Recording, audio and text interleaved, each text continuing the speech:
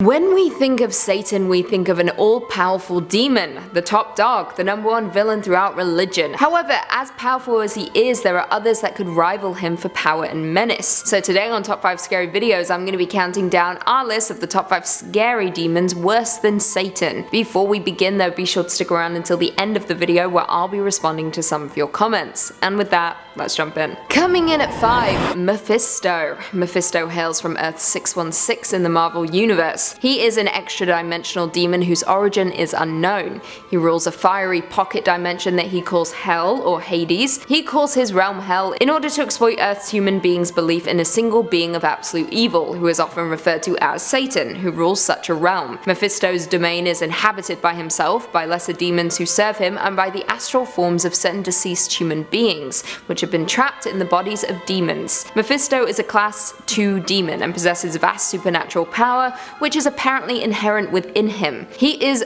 energized by sources of evil in the human world: superhuman strength, superhuman speed, superhuman stamina, superhuman durability, regenerative healing factor, immortality, magical manipulation, shapeshifting, ensnare astral bodies, dimensional entrapment, netherworld dimensional power tap, reality manipulation, penance stare, immunity, and medium awareness. He is an experienced and highly skilled liar and strategist. He is also a highly skilled sorcerer with near infinite knowledge of arcane and occult subjects. Despite his immense power, Mephisto does have several significant limitations. He is unable to force the subjugation of any sentient being's will to his own without that being's deliberate submission. He is also incapable of reading the thoughts of any sentient being. Despite being one of the most powerful and evil people in all of existence, he was involved in one of the dumbest Marvel storylines, which saw him use his powers to divorce Peter Parker and Mary Jane Watson. Coming in at number 4, Ogdru Jahad. Ogdru Jahad, also referred to as the Ogdru Eb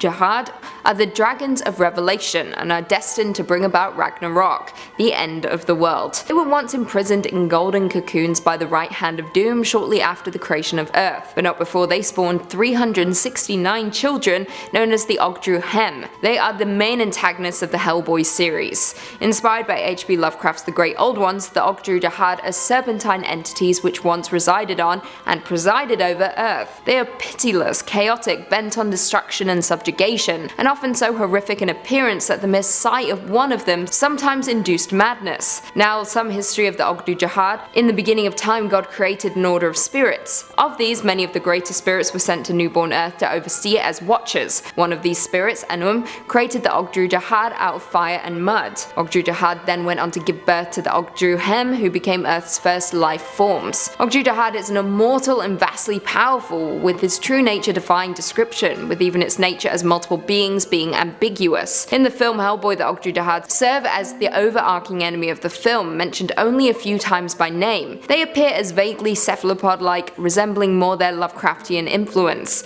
They are encased in their crystal shells somewhere in outer space. Coming in at number 3, Mal'Ganis. Mal'Ganis was one of the Nathrezim sent by Archimonde as a jailer of the Lich King in World of Warcraft. He was chosen to head up the plot to turn Prince Arthas Menethil to darkness and make him the Lich King's greatest champion. Later he led the Scarlet Onslaught under the guise of Barian Westwind. During the breaking of Ner'zhul at the Kil'jaeden's command, a group of dreadlords including Mal'Ganis tortured the orc shaman Ner'zhul after he had escaped from Draenor to the Twisting Nether. However, with his sanity cracking, Mal'Ganis would eventually agree to serve Kil'jaeden. Now, Mal'Ganis is the final boss in the Starthrone of the Past, the fourth wing of the Caverns of Time that opened with the release of World of Warcraft, Wrath of the Lich King. In the Warcraft 3 scenario, The Culling, Mal'Ganis would always resurrect after a certain period and return to continue his corruption of the city. Mal'Ganis is one of the many demons summoned by Gul'dan in front of the tomb of Sargeras to attack the force of Azeroth in the climactic, disastrous battle at the Broken Shore. He has not appeared since, and his location is unknown. In at 2, the God Hand. The God Hand from the manga Berserk is a quantum verite of demon sovereigns who act as executors of the idea of evil's will by virtue of their desires being intrinsic to the entity. As the most powerful of demonkind, they reign over apostles as their masters. They are also responsible for granting normal bearers their reincarnated status of being in exchange for a sacrifice. They have also orchestrated large events that affected the course of humanity, as well as the state of the macrocosm. Now, it is worth noting that each member of the God Hand was once human and is a previous owner of the Crimson Beherit, which distinguished them as individuals destined to be reborn as the demon sovereigns they currently serve as. The God Hand is composed of the most powerful 5 of demon kind, so dominant that even the strongest of apostles are unquestionably subservient to them. They each possess specific reality-altering abilities, including spatial, physical, and metaphysical manipulation. Having molded their forms out of huge swells of collective human negativity, the God Hand exists in essence anywhere large concentrations of human thought swirl. Though extremely powerful within the profound layer of the astral world, their powers are drastically lessened on occasions when they choose to manifest rudimentary bodies in the physical world. And finally, coming in at number 1, Pazuzu. Pazuzu, also called Pazuzu, was the king of the demons of the wind, brother of Humbaba and son of god Hambi. He also represented the southwestern wind, the bearer of storms and drought. He is often depicted as a combination of diverse animal and human parts. He has the body of a man, the head of a lion or a dog, talons of an eagle, 2 pairs of wings, and a scorpion's tail. He also has his right hand up and left hand down. Now it is Pazuzu's mythology that makes him so interesting. He is the demon of the southwest wind, as I previously mentioned,